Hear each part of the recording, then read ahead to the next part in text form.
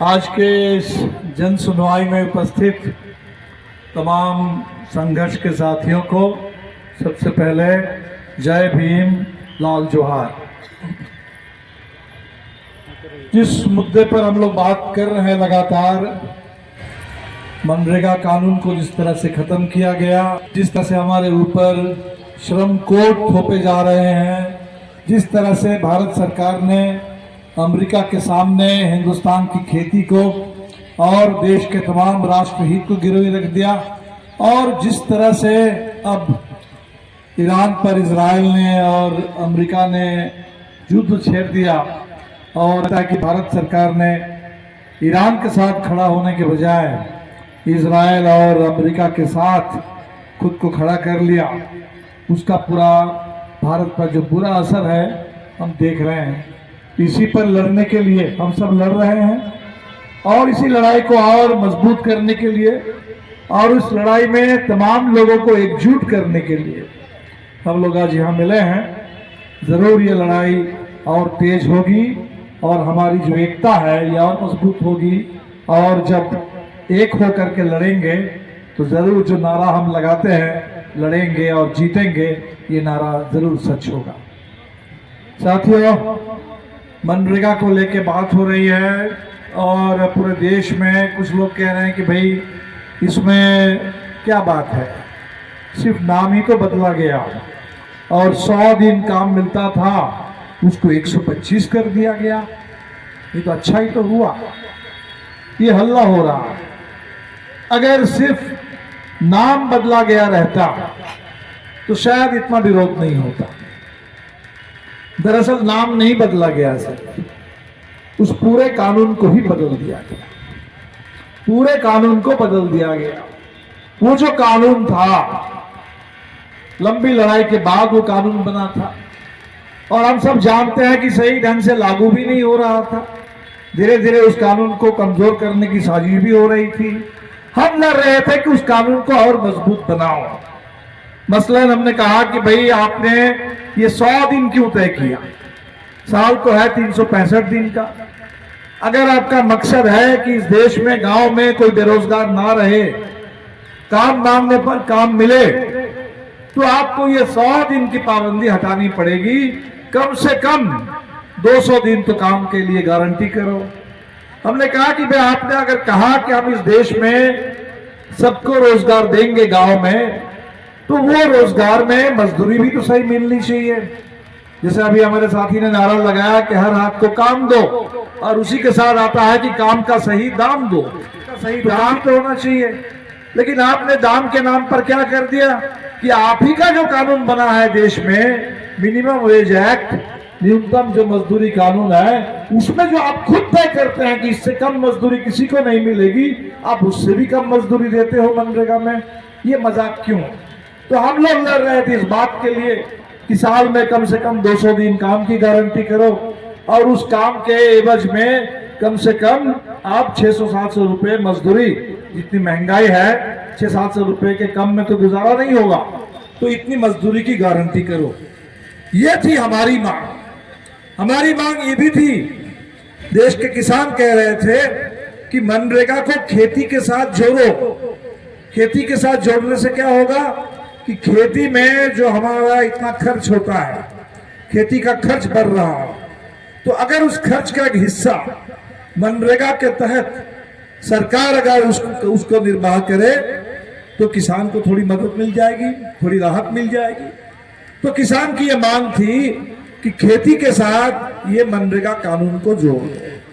तो ये थी किसानों की मांग और मजदूरों की मांग। इन्होंने क्या कर दिया? इन्होंने नाम तो बदल ही दिया। इनको लगता है कि भाई कहीं किसी नाम में राम बना डाल दो तो राम के नाम पर सब कुछ चल जाए। तो हमने कहा कि ये राम जी नहीं है।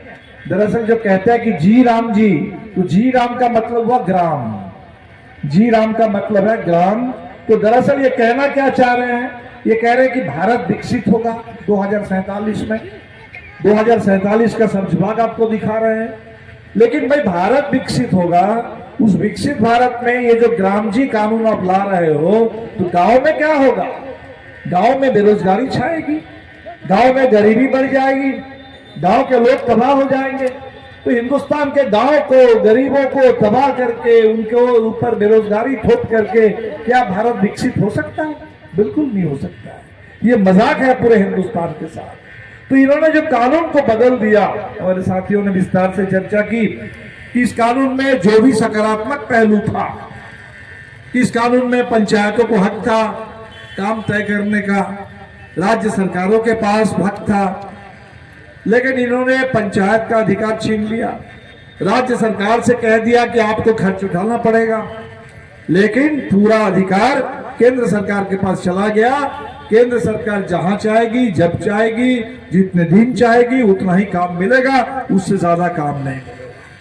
अब एक सीधी बात को समझ लीजिए, इन्होंने कहा साल में ये 10 महीना लागू होगा, जो खेती का व्यस्त मौसम है उस समय ये कानून होगा।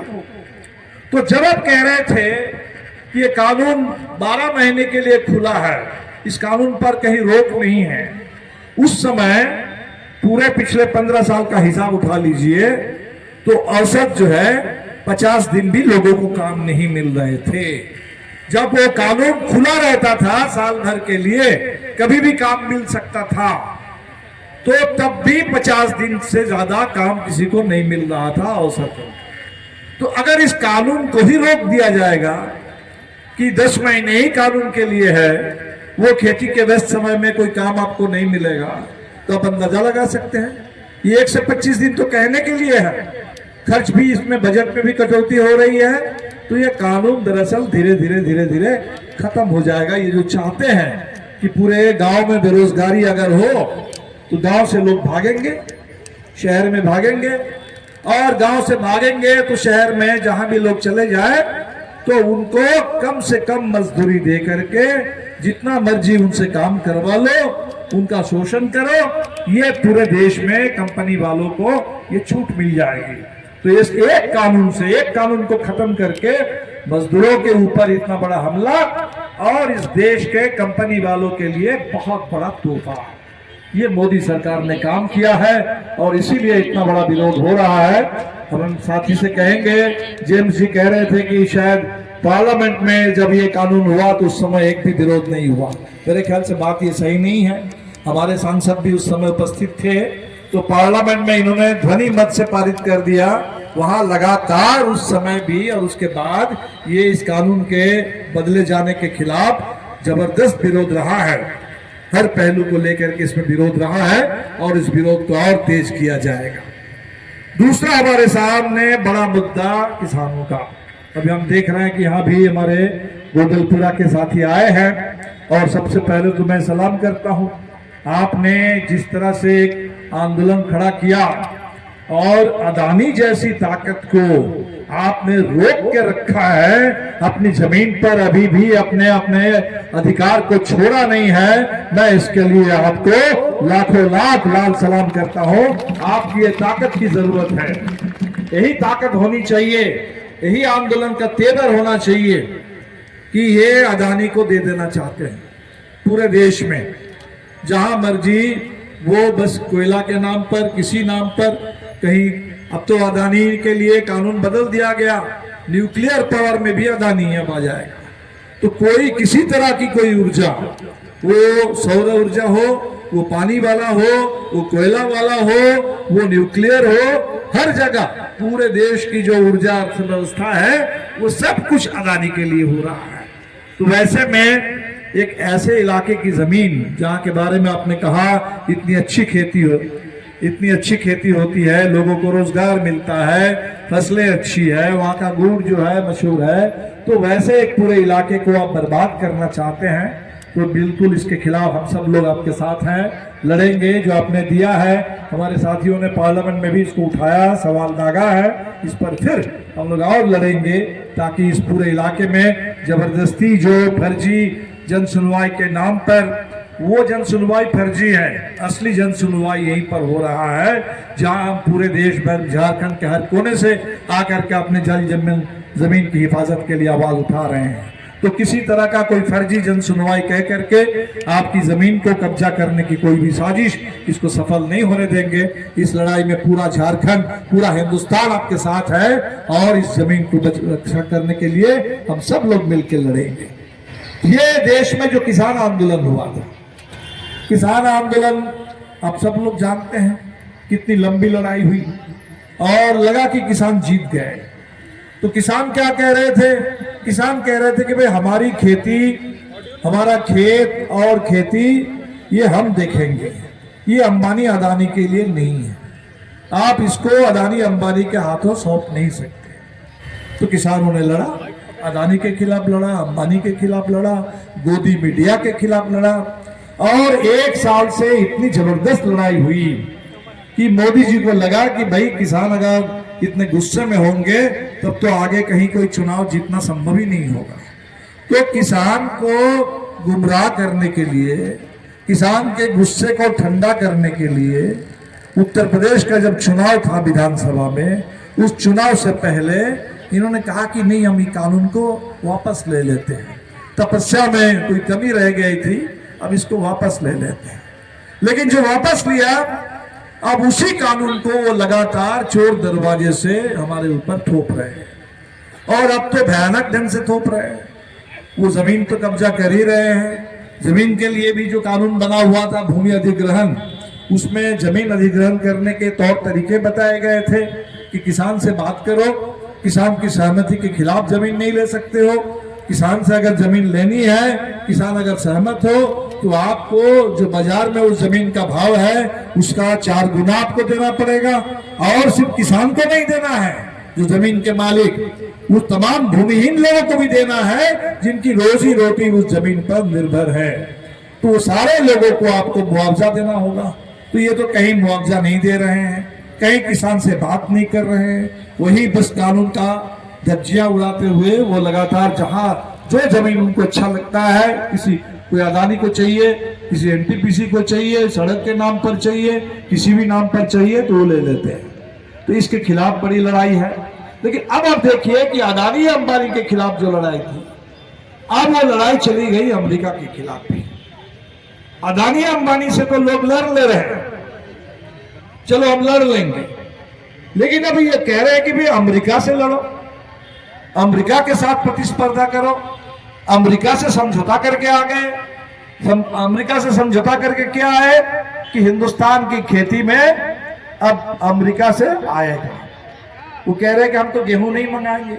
अरे गेहूं नहीं मंगाएंगे, चावल नहीं मंगाएंगे, लेकिन आपने कहा कि ये चारा घोटाला है सबसे पहले, कि चारा वहीं से मंगाएंगे। हमारे देश के पूरे पशुओं के लिए चारा अमेरिका से अब आएगा। और वो जो आएगा, अब उसमें देख लीजिए, उसमें जो जेनेटिक क्रॉप है जिसके खिलाफ पूरे हिंदुस्तान के किसानों ने कहा कि बिल्कुल नहीं हमें चाहिए, वो वही वाला चारा आएगा इस देश में। वो कह रहे हैं कि हम पूरे देश में धीरे धीरे, अब वो पहले दूध दही पर कहेंगे कि नहीं आएगा, लेकिन धीरे धीरे उसमें भी खोल दे रहे हैं। पूरा कह रहे कि सोयाबीन नहीं मंगाएंगे, लेकिन सोया तेल आप मंगाएंगे। आप पूरे देश की खेती को खोल दे रहे हैं अमेरिका के साथ। अमेरिका के सामने अगर हिंदुस्तान की खेती को हम खोल देंगे तो होगा क्या? हमारे किसान को मोदी जी देते हैं, चुनाव से पहले कहते हैं कि सम्मान निधि साल में 6,000 रुपए, और अमेरिका के किसान को अमेरिका की सरकार वो $66,000 लाखों रुपए की सब्सिडी अमेरिका के किसान को मिलती है। तो आपका ये 6,000 रुपए के, आप तो कर्ज में डूबे हुए हैं, आपको तो फसल की कीमत भी नहीं मिलती है, और 6,000 रुपए का आपसे कह देते हैं कि आप सम्मान निधि लीजिए, और उधर 6 लाख रुपए या उससे भी ज्यादा वो अब उनको मिल रहे हैं अमेरिका के किसान को। तो उनके आगे भारत के किसान कहां से टिक पाएंगे? अमेरिका की जो खेती है वो मशीन वाली खेती है। वहां मुश्किल से समाज का, उनके जो आबादी है उस आबादी का 1%, 100 में कोई 1% है जो खेती से जुड़ा हुआ है। वो मुनाफा कमाने के लिए मशीन के जरिए खेती होती है। और हमारे हिंदुस्तान में खेती का मतलब क्या? हमारे यहाँ खेती का मतलब सिर्फ किसान नहीं, किसान है, मजदूर है, वो सब्जी बेचने वाले हैं। पूरे हिंदुस्तान के आज भी 50-60% आबादी खेती अगर घाटे में जाए तब भी उसी घाटे वाली खेती पर हमारे देश के 50-60% आबादी उसी पर निर्भर है। तो आप उनके 1% के मुनाफे के लिए हिंदुस्तान के 60% लोगों की पूरी जिंदगी तबाह करने के लिए वहां आप समझौता करके चले आए। ये बहुत बड़ा मुद्दा है हमारे देश के लिए, किसानों के लिए, सबके लिए। अभी आप देख लीजिए कि जो 1 अप्रैल से कह रहे हैं 4 लेबर कोड लागू हो जाएंगे। ये लेबर कोड क्या है? कह रहे थे कि बात कानून सब बहुत पुराने थे, अंग्रेजों के जमाने के कानून थे, बहुत ज्यादा कानूनों की संख्या थी, कम करके उसको सरल बना करके 44 कानून थे, उसको कम करके हम 4 कानून बना दे रहे हैं और ठीक से लागू हो जाएगा। ये 4 कानून का क्या मतलब होगा? ये 4 कानून का मतलब हो रहा है कि पहले था कि 8 घंटा काम, अब ये कह रहे कि नहीं साहब 8 घंटा नहीं, अब 12 घंटे भी काम करने होंगे, 14 घंटे भी काम करने होंगे, जितना मालिक कहेगा उतना काम करना होगा। अभी आप लोगों ने देखा होगा दिल्ली के बगल में हरियाणा में पानीपत है, पानीपत में आपने देखा होगा कि इंडियन ऑयल रिफाइनरी में काम करने वाले हमारे बिहार झारखंड के ही बहुत मजदूर हैं, वहां कॉन्ट्रैक्ट में काम करते हैं। हजारों मजदूरों ने वहां विद्रोह कर दिया कि भाई इतने काम हम नहीं करेंगे, काम का हमसे लिया जाएगा 12 घंटे का, 14 घंटे का पैसा दिया जाएगा, 8 घंटे का, ये कौन सा धंधा है? तो मजदूरों ने विद्रोह कर दिया और अब जगह जगह इस तरीके के मजदूरों का विद्रोह आपको दिखेगा कि 8 घंटा काम, ये मई दिवस की उस लड़ाई से हमको मिला था। 8 घंटा काम, 8 घंटा आराम, 8 घंटा विश्राम, और आपने कर दिया कि आप 12 घंटे काम करो। तो एक तो ये लेबर कोड के नाम पर काम का समय बढ़ा है। दूसरा क्या कर रहे हैं? कह रहे हैं कि भाई मालिक को पहले था कि अगर आपके किसी कंपनी में 100 लोग काम करते हैं तो 300 लोग काम करते हैं, 100 लोग भी काम करते हैं, तो उसमें कोई छटनी होगी तो सरकार से आपको इजाजत लेनी पड़ेगी। बिना सरकार की इजाजत मालिक किसी कंपनी को बंद नहीं कर सकते, छटनी नहीं हो सकती। अब ये कह रहे हैं कि 100 तो बहुत कम है, अब 300 से ज्यादा, 300 हो तब वहां सरकार से बात करनी पड़ेगी। तो 300 लोग तो बहुत कम कंपनी में काम करते हैं। ज्यादातर कंपनियां जो है छोटी छोटी कंपनी है, उसमें 50 मजदूर काम करते हैं, 100 मजदूर काम करते हैं, 150 मजदूर काम करते हैं। तो वो इसका मतलब हुआ कि इसको बाबा साहब अम्बेडकर ने कहा था कि मालिकों की तानाशाही, मजदूरों के ऊपर, मजदूरों को गुलाम बना करके उनके ऊपर मालिकों की तानाशाही थोपी जा रही है कि मालिक को जैसा चाहेगा वो वैसे करेगा। अब मजदूरों से कह रहे कि काम करना है तो करो, नहीं तो घर जाओ, नहीं तो घर जाओ। तो ये पूरे देश में मजदूरों को गुलाम बनाने की साजिश है और इसीलिए मजदूरों ने कहा कि हमें ये भी मनुस्मृति है, ये मजदूरों के लिए 4 जो लेबर कोड है यही मनुस्मृति है कि मजदूरों की आजादी छीन करके उनको गुलाम बनाने की साजिश।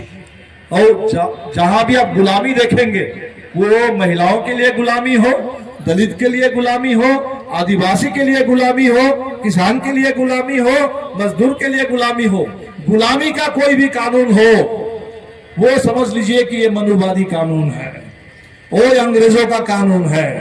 और वही मनुवादी कानून और अंग्रेजों का कानून आज हमारे मोदी जी हमारे ऊपर थोपना चाहते हैं अलग अलग नाम देकर के। इसलिए बड़ी लड़ाई देश में मजदूर लड़ रहे हैं। और अगर मजदूर और किसान साथ हो जाए, अगर गांव के मजदूर और शहर के मजदूर साथ हो जाए, अगर स्थायी मजदूर और अस्थायी मजदूर साथ हो जाए, अगर संगठित क्षेत्र में काम करने वाले मजदूर और असंगठित क्षेत्र के मजदूर अगर साथ हो जाए, इतनी बड़ी एकता अगर हम लोग बना लेंगे तब हमारी ताकत हमारी बढ़ जाएगी। और तब सच में जैसे किसानों ने कर दिखाया, एक लंबी लड़ाई, एक पूरी एकता के बल पर लड़ाई लड़ते हुए उन्होंने मोदी जी को मजबूर किया पीछे हटने के लिए। तो अगर मिल करके हम लोग लड़ेंगे तो जरूर हम मजबूर कर देंगे और हमारे पक्ष में कानून बनेंगे और ये सारे गुलामी के कानून जो हमारे ऊपर थोपे जा रहे हैं वो कानून खत्म होंगे। अभी हमारे ऊपर एक युद्ध थोप दिया गया। हमारे मोदी जी गए थे इजराइल, आपने देखा होगा 25 और 26 फरवरी मोदी जी गए और पूरे देश के लोग पूछ रहे थे कि भाई क्यों गए, क्यों गए? वो जहां जा करके अब नेतन्याहू से मिल करके आए, वो ऐसा आदमी है जो पिछले 2 साल से फिलिस्तीन के गाजा पट्टी में लगातार बच्चों का जनसंहार कर रहा है, आम लोगों का जनसंहार कर रहा है। अभी तक हजारों लाखों लोग मार दिए गए। दुनिया भर में उनके खिलाफ वो पूरे जो न्यायालय है वहां भी बहस हो रही है। 100 से ज्यादा देश के लोगों ने कह दिया कि ये आदमी जो है ये अपराधी है, युद्ध अपराधी है, और हमारे देश में अगर आएंगे तो हम इनको गिरफ्तार कर लेंगे। तो ऐसा एक आदमी, इतना बड़ा राक्षस जो पूरे दुनिया के सामने, जो किसी कानून को नहीं मानता, जो किसी सभ्यता को नहीं मानता, जो पूरे मानवता के दुश्मन है, पूरे बच्चों के दुश्मन है, आप जाकर के उनसे गले मिलकर चले आते हो, वहां जाकर के बात करते हो, वहां से पुरस्कार लेके चले आते हो। क्या बात हुई थी? लोग पूछ ही रहे थे मोदी जी आप गए क्यों, और गए तो क्या बात करके चले आए? तो पता चला कि क्या बात करके चले आए। मोदी जी आ गए वापस, और 2 दिन के अंदर 28 फरवरी को ईरान के ऊपर इजराइल ने और अमेरिका ने हमला बोल दिया। पूरे लगातार कह रहे हैं कि उस देश के जो राष्ट्रप्रधान थे, जो सुप्रीम लीडर थे, वहां खमेनी, उनको 85 साल के बूढ़े, उनकी हत्या कर दी गई। और हिंदुस्तान में शर्म की बात है कि हमारे देश की सरकार उसकी निंदा तक नहीं कर सकती। 5 दिन बाद हमारे विदेश सचिव को, कोई मंत्री नहीं, एक अफसर को भेजा गया कि जा करके उनके दूतावास में जा करके वहां एक शोक श्रद्धांजलि लिख करके चले आओ। तो आप वहां बच्चों को मारा गया। कह रहा है कि ईरान में महिलाओं के ऊपर बड़ा दमन है, महिलाएं लड़ रही है, महिलाओं को गुलाम बनाने की जहां भी कोशिश होती है उसके खिलाफ महिलाएं लड़ती है। लेकिन महिलाओं ने ट्रंप से तो नहीं कहा, इजराइल से तो नहीं कहा कि हम लड़ नहीं पा रहे हैं इसीलिए आप आकर के बम बरसाओ, आप आकर के हमारे बच्चों को मार दो। ये तो किसी ने नहीं कहा था। आपने ईरान की महिलाओं के नाम पर उसी ईरान के एक प्राइमरी स्कूल में गोली चला करके, बम गिरा करके 175 बच्चों को मार दिया।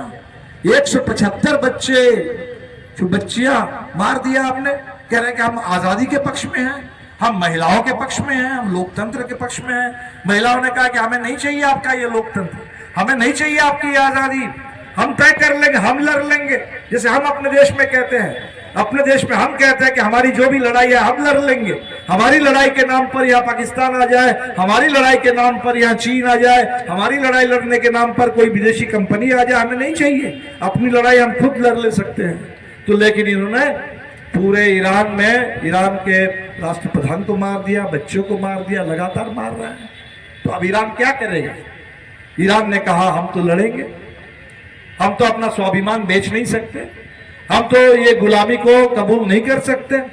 और ईरान ने कहा कि हम लड़ेंगे। वो लड़ रहे हैं और वहीं से तेल आता था, वहीं से गैस आता था। हिंदुस्तान का इतना सारा तेल, इतना सारा गैस उसी ईरान के बगल से जो हरमुज की वो प्रणाली है वहीं से वो आता था। उसने रोक दिया तो दुनिया भर में अब त्राहिमाम है। लोग कह रहे हैं कि भाई तेल नहीं मिल रहा है, गैस नहीं मिल रहा है, कीमतें बढ़ रही है। तो मोदी जी को पता नहीं था कि ईरान के खिलाफ ऐसा हमला होगा तो हमारे देश में तेल पर क्या असर होगा, हमारे देश में गैस के ऊपर क्या असर होगा। आपने क्या तैयारी की थी? जब कोरोना आ जाता है तो ऑक्सीजन नहीं मिलता, ऑक्सीजन के लिए लाइन में लगो, ऑक्सीजन का अभी गैस का सिलेंडर नहीं मिलेगा। मोदी जी के पास गैस का सिलेंडर नहीं, गैस का गुब्बारा है। वही गुब्बारा छोड़ते रहते हैं कि आपको विदेशी बैंक को काला धन आ जाएगा, 15 लाख मिल जाएगा, साल में 2 करोड़ रोजगार मिल जाएगा। तो गैस का सिलेंडर जहां चाहिए वहां वो आपको गैस का गुब्बारा आपको दे रहे हैं, जुमला फेंक रहे हैं। और आज पूरे देश में पूरा इतना बड़ा संकट है, दुकानें बंद हो रही है, खाने पीने का संकट आ गया है। तो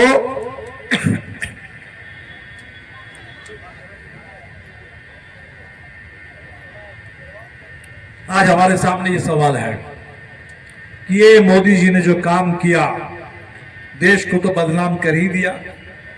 लेकिन देश को बदनाम करने के साथ साथ आपने अमेरिका और इजराइल के साथ देश को जोड़ दिया।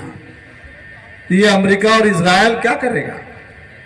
अमेरिका और इजराइल से हिंदुस्तान चलेगा? अमेरिका तो हमें लूटने वाला देश है। वो इजराइल को पूरे देश में आप देखिए कि जासूसी करने वाला देश है, दमन करने वाला देश है। अभी आप देखेंगे कि माओवादियों को खत्म करने के नाम पर इन्होंने कहा कि ऑपरेशन कगार 31 मार्च 2026 तक सबको खत्म कर देंगे। खत्म करने का मतलब क्या? क्या कुछ लोगों को मारने की बात कर रहे हैं? लोगों को तो मार रहे हैं कि भाई अब उन लोगों ने कहा था कि हम तो हथियार छोड़ने के लिए भी तैयार हैं, हम बातचीत करने के लिए तैयार हैं, तो बातचीत करते। इस देश में कानून है, कानून के तहत तय होता। आपने कहा कि नहीं हम तो मार गिराएंगे, मारेंगे। तो किनको मार रहे हैं? वो पूरा बस्तर के इलाके में, छत्तीसगढ़ में चले जाइए, आप चले जाइए तेलंगाना में, आंध्रा में, वो सारे जो हमारी लड़ाई, जो जल जंगल जमीन की लड़ाई है, ये लड़ाई लड़ने वालों को आप ऑपरेशन कगार करके आदिवासियों को मार रहे हैं। ये तकनीक कहां से आया? ये मारने वाला तकनीक कि अपने देश के लोगों को मार दो, ये वही इजराइल से आया है। ये वही गाजा पट्टी में जो जनसंहार है, वही जनसंहार यही मुसाद वालों का ही काम है इस देश में। तो आप तो इजराइल से हथियार ला करके, इजराइल से वो मोबाइल में चोरी करने के नाम पर इस देश के लोगों को फंसाने के लिए कर रहे हो। तो इजराइल हो चाहे अमेरिका हो, वो हमारे दोस्त नहीं है। हिंदुस्तान को बर्बाद करने के लिए दो देश हैं और वहां जाकर के आपने घुटने टेका है, जिससे हिंदुस्तान बर्बाद हो रहा है। तो इसीलिए बड़ा मुद्दा है। इन तमाम सवालों को लेकर के फिर एक बार लड़ाई का समय आ गया। ये लड़ाई किसान कह रहे हैं कि हम फिर लड़ेंगे। वो अदब कृषि कानून पर तो लड़ लिए थे, अदानी अंबानी से तो लड़ लिए थे, लेकिन अमेरिका को भी छोड़ेंगे नहीं। और अमेरिका के सामने मोदी जी घुटना टेक रहे हैं, मोदी जी को भी छोड़ेंगे नहीं, सरकार को भी छोड़ेंगे नहीं।